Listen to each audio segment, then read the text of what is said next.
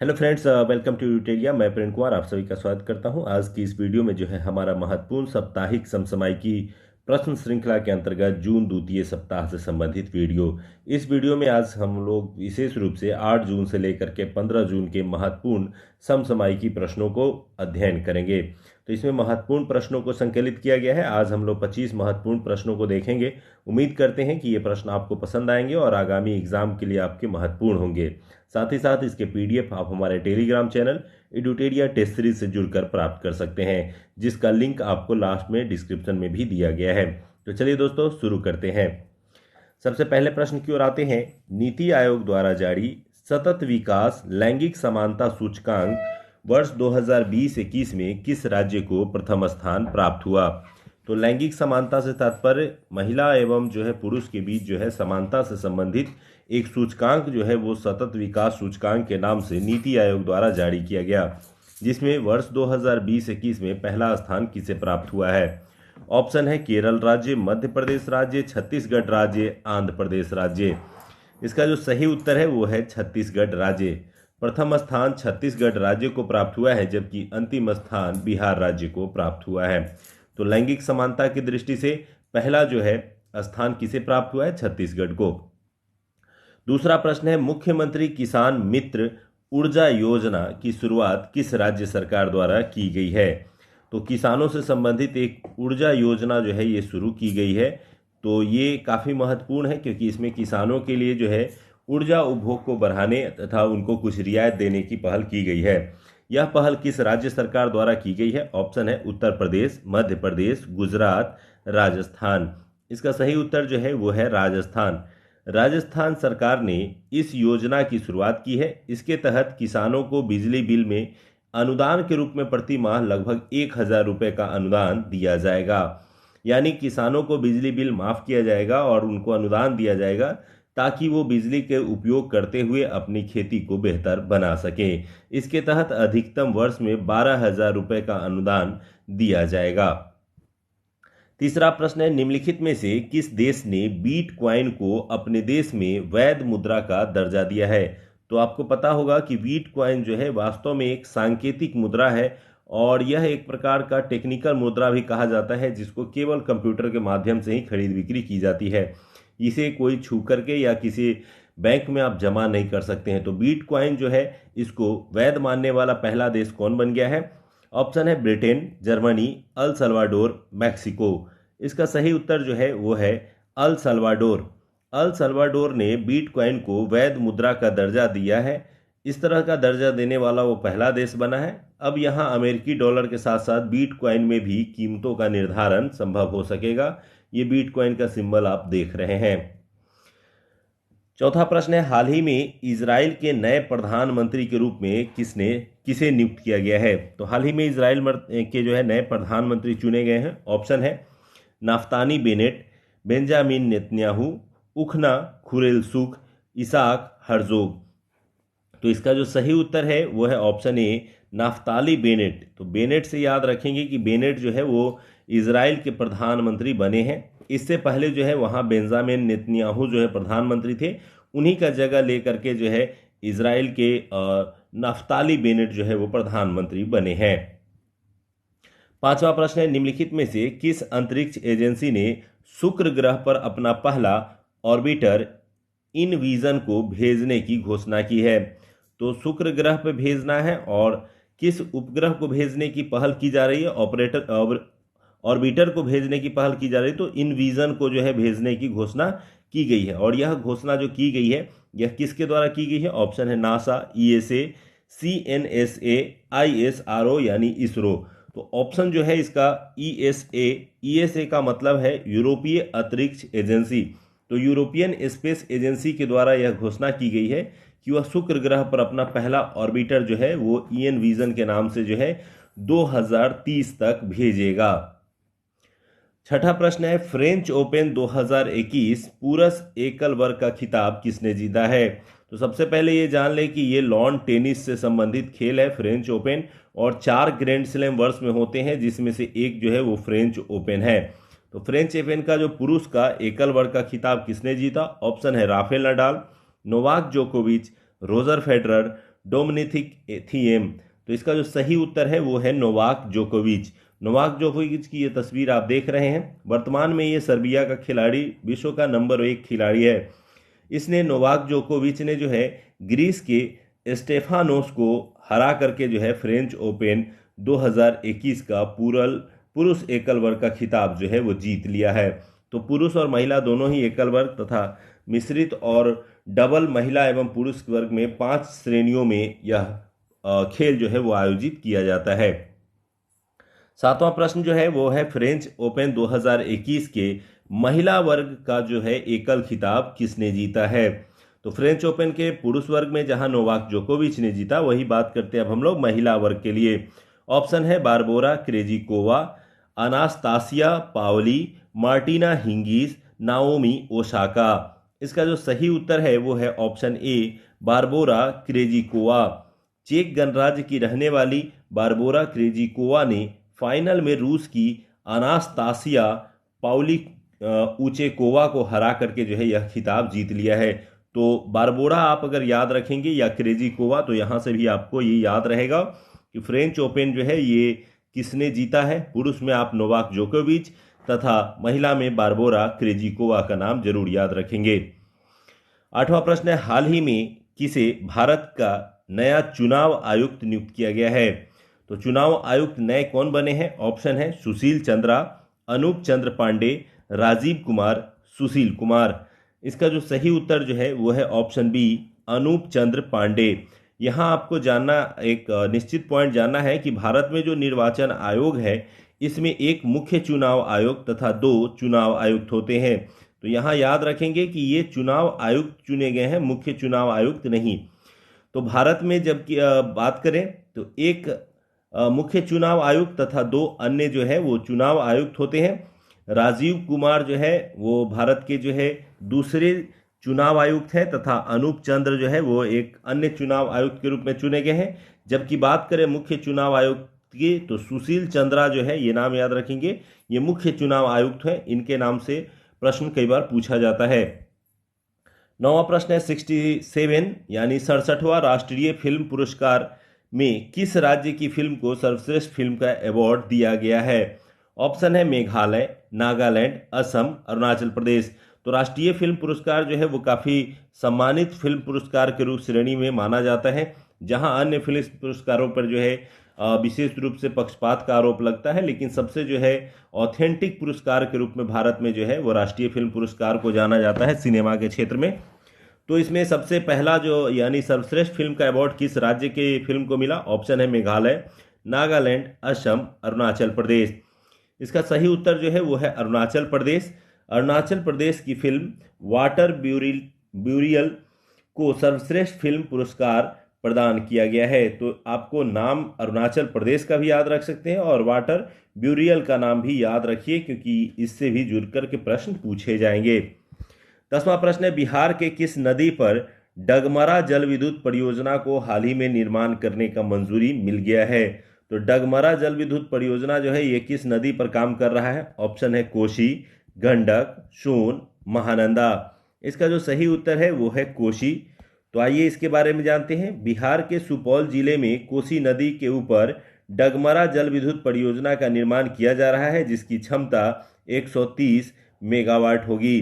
तो ये 130 मेगावाट वाली परियोजना जो काफ़ी लंबे समय से लटकी हुई थी, पेंडिंग थी, इसे हाल ही में मंजूरी मिल गई है और ये कोसी नदी पर निर्मित होगा। 11वां प्रश्न है नमस्ते योग ऐप निम्नलिखित में से किस मंत्रालय द्वारा लॉन्च किया गया है।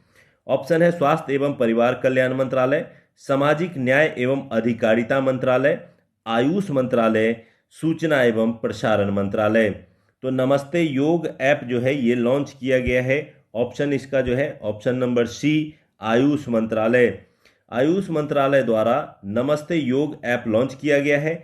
इसके माध्यम से लोगों को योग के बारे में जागरूक किया जाएगा। तो योगा के प्रति जो है लोगों को जागरूक करने का जो है एक लक्ष्य निर्धारित किया गया है और इसके लिए एक विशेष ऐप का सहयोग लिया जाएगा जिसका नाम है नमस्ते योग ऐप। आते हैं 12वें प्रश्न की ओर। एनीमिया मुक्त भारत सूचकांक 2020-21 की रैंकिंग में किस राज्य को प्रथम स्थान प्राप्त हुआ है। तो आपको पता है कि भारत में कई गंभीर बीमारियों को हराने के लिए जो है स्वास्थ्य मंत्रालय के द्वारा पहल की जा रही है, उसमें से एक रोग एनीमिया भी है।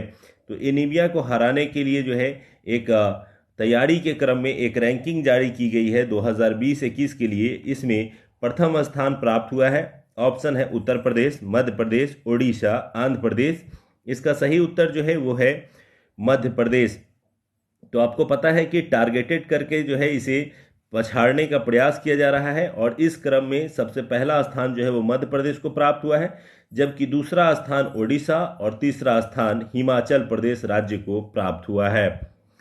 13वां प्रश्न है, हाल ही में भारत ने किस देश के साथ कॉर्पेट नामक युद्ध अभ्यास जो है वो किया है? ऑप्शन है म्यांमार के साथ, मालदीव के साथ, थाईलैंड के साथ, रूस के साथ। तो कॉर्पेट नामक जो युद्ध अभ्यास किया गया है ये थाईलैंड के साथ एक नौसैनिक अभ्यास था। तो भारत एवं थाईलैंड की नौसेना के बीच अंडमान सागर में, तो कई बार ये भी पूछा जाता है कहाँ किया गया और किसके किसके बीच किया गया, तो ये मुख्य रूप से नौसेना के साथ था और ये अंडमान सागर क्षेत्र में जो है ये आयोजित किया गया था। आते हैं 14वें प्रश्न की ओर। हाल ही में चर्चित पुस्तक होम इन द वर्ल्ड के लेखक कौन है? तो काफ़ी चर्चित हस्ती के द्वारा ये पुस्तक लिखी गई है। ऑप्शन है रघुराम राजन, प्रोफेसर अमर्त्य सेन, उर्जित पटेल, डॉक्टर हर्षवर्धन। तो इसका जो सही उत्तर जो है वो है प्रोफेसर अमर्त्य सेन। तो भारतीय अर्थशास्त्री एवं नोबेल पुरस्कार विजेता प्रोफेसर अमर्त्य सेन ने अपना संस्मरण जो है होम इन द वर्ल्ड के नाम से लिखा है। तो ये Amartya Sen home in the world A memories ये पुस्तक का नाम है। 15वां प्रश्न है, 12-13 जून को 47वां G7 यानी विकसित देशों का एक समूह का शिखर सम्मेलन जो है वो आयोजित किया गया, जिसकी अध्यक्षता किस देश के द्वारा की गई है? ऑप्शन है ब्रिटेन के द्वारा, जर्मनी के द्वारा, इटली के द्वारा, यूके के द्वारा। इसका जो सही उत्तर है वो है ब्रिटेन के द्वारा। ब्रिटेन के प्रधानमंत्री बोरिस जॉनसन ने G7 सम्मेलन की अध्यक्षता की। इस सम्मेलन का थीम जो है वो रखा गया है बिल्ड बैक बेटर। तो बिल्ड बैक बेटर यानी जो चीज़ें बिगड़ गई हैं इस कोविड के दौरान उसको ठीक करना है। इन्हीं उद्देश्यों के साथ जो है इसकी शुरुआत की गई और इसकी अध्यक्षता जो है वो ब्रिटेन के द्वारा की गई। इसमें प्रधानमंत्री नरेंद्र मोदी ने भी शिखर सम्मेलन में संकल्प यानी आउटरीच सत्र को जो है संबोधित किया। इस दौरान प्रधानमंत्री नरेंद्र मोदी ने एक पृथ्वी एक स्वास्थ्य यानी कोविड के दौर में पूरे पृथ्वी को जुड़ करके मिल करके जो है कोविड को हराने का मंत्र दिया। यहाँ पर याद रखेंगे कि G7 जो है वो केवल विकसित देशों का एक समूह है, इसमें भारत सदस्य देश नहीं है। 16वां प्रश्न है, हाल ही में किस देश ने दुनिया का पहला लकड़ी से बना उपग्रह लॉन्च करने की घोषणा की है? तो पहला लकड़ी से बना हुआ उपग्रह कौन लॉन्च करेगा? ऑप्शन है ब्राजील, ईरान, न्यूजीलैंड, फ्रांस। इसका जो सही उत्तर है वो है ऑप्शन सी न्यूजीलैंड। न्यूजीलैंड ने 2021 के अंत तक ही दुनिया का पहला लकड़ी से बना हुआ उपग्रह वाइजा यानी WISA वुडसैट को लॉन्च करने की घोषणा की है। 17वां प्रश्न है, हाल ही में जारी ग्लोबल लिवेबिलिटी इंडेक्स 2021 में किस शहर को प्रथम स्थान दिया है? तो ये हाल ही में एक रैंकिंग जारी की गई है, यानी रहने योग्य शहर की श्रेणी में मुख्य रूप से पहला स्थान किस शहर को प्राप्त हुआ है। इसमें वैसे शहरों को चुना जाता है रैंकिंग के क्रम में जहां पे रहने की सारी सुविधाएं और वहां रहने के क्रम में आने वाली बाधाएं जहां सबसे कम होती हैं उनको पहला स्थान दिया जाता है। ऑप्शन है ओसाका, ऑकलैंड, वियना, टोक्यो। इसका सही उत्तर जो है वो है ऑकलैंड। इकोनॉमिक्स इंटेलिजेंस यूनिट द्वारा जारी ग्लोबल लिवेबिलिटी इंडेक्स यानी रहने योग्य शहर में न्यूजीलैंड के शहर ऑकलैंड को प्रथम स्थान दिया गया है, जबकि जापान के शहर ओसाका को दूसरा स्थान और दमिश्क सीरिया की राजधानी जो है उसे सबसे अंतिम स्थान दिया गया है।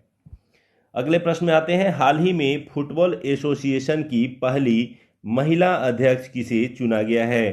तो फुटबॉल एसोसिएशन की महिला अध्यक्ष चुना गया है। ऑप्शन है डेवी हेविड, रेबेका ग्रिस्पन, रेखा मेनन, नीतू डेविड। तो इसका जो सही उत्तर जो है वो है डेवी हेविड। डेवी हेविड जो है वो फुटबॉल एसोसिएशन की पहली महिला अध्यक्ष चुनी गई हैं। तो इनका नाम जरूर याद रखिएगा। जब भी कोई महिला जो है किसी बड़े पद पर बैठती हैं तो निश्चित रूप से उनका प्रश्न में पूछा जाता है। 19वां प्रश्न है, निम्नलिखित में से किस संस्था ने दुनिया की सबसे लंबी अंडर सी यानी समुद्र के नीचे से केबल परियोजना के निर्माण की योजना बनाई है? ऑप्शन है Microsoft company, Google company, Facebook company, Amazon company. इसका जो सही उत्तर है वो है गूगल के द्वारा जो है ये अंडर सी परियोजना बनाई जा रही है। गूगल ने दुनिया की सबसे लंबी अंडर सी केबल परियोजना का निर्माण करने की जो है घोषणा की है, जिसका नाम जो है फिरमीना रखा गया है। यह यूएसए से लेकर के अर्जेंटीना के बीच संपर्कित होगा। 20वां प्रश्न है, हाल ही में किस बैंक ने कवच व्यक्तिगत ऋण योजना की शुरुआत की है? तो कवच नाम से व्यक्तिगत ऋण योजना की शुरुआत किसके द्वारा की गई है? ऑप्शन है ICICI bank, HDFC bank, SBI bank, Canara bank. इसका जो सही उत्तर जो है वो है एसबीआई बैंक के द्वारा। एसबीआई ने कवच नामक व्यक्तिगत ऋण योजना की शुरुआत की है। यह मुख्य रूप से कोविड के लिए किया गया है। इसके तहत ग्राहकों को कोविड-19 के उपचार के लिए 5 लाख रुपए तक का ऋण दिया जाएगा। तो कई ऐसे परिवार हैं जो कोविड के दौरान जो है अपने स्वास्थ्य संबंधी खर्च के कारण ऋण में चले गए हैं, तो ऐसे में बैंक के द्वारा जो है सस्ते दरों पर ऋण उपलब्ध कराए जाएंगे। 21वां प्रश्न है, हाल ही में किस राज्य ने महिलाओं के टीकाकरण के लिए स्पेशल पिंक बूथ की शुरुआत की है?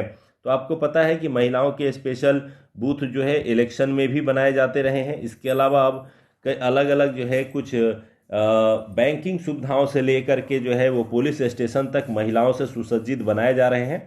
इसी क्रम में महिलाओं के टीकाकरण के लिए स्पेशल जो है महिला बूथ बनाया गया है। ये महिला बूथ कहाँ बनाया गया है? ऑप्शन है उत्तर प्रदेश, मध्य प्रदेश, केरल, तेलंगाना।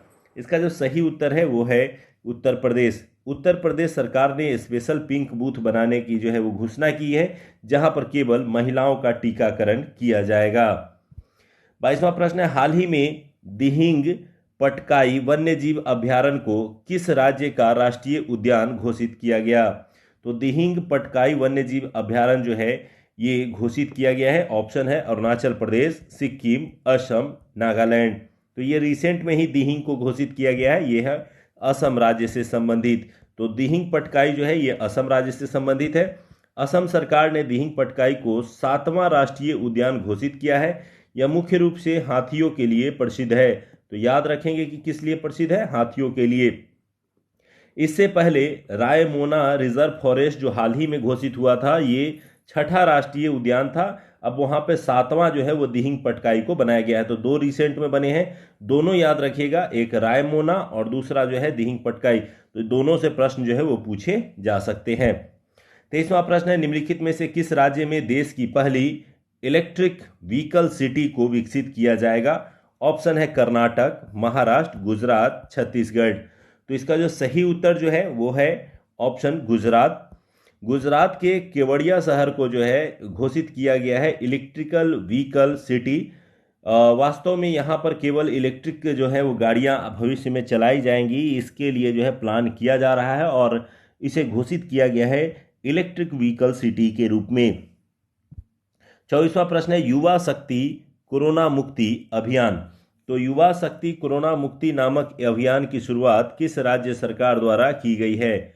ऑप्शन है उत्तर प्रदेश, मध्य प्रदेश, महाराष्ट्र, आंध्र प्रदेश। इसका जो सही उत्तर जो है वो है मध्य प्रदेश। तो मध्य प्रदेश ने इस अभियान की शुरुआत की है, जिसके तहत राज्य के उच्च एवं तकनीकी महाविद्यालयों के शिक्षकों तथा 16 लाख विद्यार्थियों को कोविड अनुकूल व्यवहार तथा टीकाकरण के प्रशिक्षण दिया जाएगा। तो आप देख सकते हैं कि मुख्यमंत्री श्री शिवराज सिंह चौहान युवा शक्ति कोरोना मुक्ति कार्यक्रम की शुरुआत कर रहे हैं। तो ये मध्य प्रदेश राज्य से संबंधित है।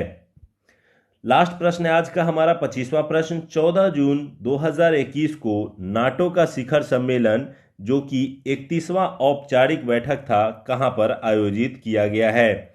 ऑप्शन है बेल्जियम में, फ्रांस में, अल्बानिया में, रोमानिया में।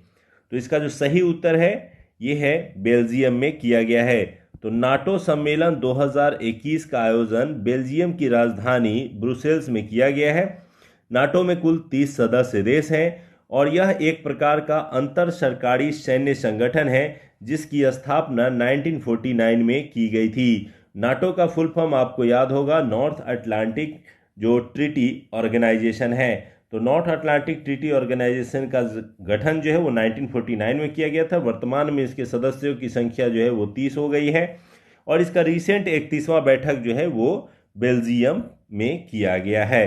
तो उम्मीद करते हैं कि आज की प्रश्न श्रृंखला आपको पसंद आई होगी। अगर पसंद आया है तो जीवन में हरियाली लाएं, खुशहाली लाएं और एक पौधा एडुटेरिया के नाम जरूर लगाएं और आप सभी अपने जीवन में सफल हो, इन्हीं शुभकामनाओं के साथ आगे बढ़ते हैं। मिलते हैं अगले वीडियो में। और आप हमारे टेलीग्राम चैनल से कैसे जुड़ सकते हैं, आइए देखते हैं। टेलीग्राम से जुड़ने के लिए सबसे पहले आप टेलीग्राम ऐप को खोल लेंगे और टेलीग्राम ऐप को जैसे ही क्लिक करेंगे तो यहाँ पर आपको सर्च बटन दिखाई देगा। इस सर्च बटन में आप जा करके अगर आप सर्च में एडुटेरिया टेस्ट सीरीज़ जैसे ही आप सर्च करेंगे, एडुटेरिया टेस्ट सीरीज़ सर्च करेंगे तो आपको सबसे पहले ये ऊपर में दिखाई देगा एडुटेरिया टेस्ट सीरीज़। इसको क्लिक करना है और क्लिक करने के बाद जो नीचे जो है ये आपको यहाँ पे ज्वाइन बटन दिखाई देगा। इसी ज्वाइन बटन को जैसे ही आप क्लिक करेंगे तो आप एडुटेरिया टेस्ट सीरीज़ में ज्वाइन हो जाएंगे। इसके बाद आप जितने भी PDF है, हमारे जो भी प्रोग्राम है, वहाँ से जुड़े हुए जानकारी और पुराने वीडियोज़ के लिंक आपको यहाँ आसानी से मिल जाएंगे और आप इसे डाउनलोड कर सकते हैं। तो उम्मीद करते हैं कि आपको इससे काफ़ी फ़ायदा मिलेगा और जुड़ जाइए। और आने वाला जो हमारा सैटरडे स्पेशल टेस्ट होता है वो यहीं पे आयोजित होता है। यहाँ पे आपको लिंक प्रोवाइड किए जाते हैं और फिर आप यहाँ से टेस्ट दे सकते हैं।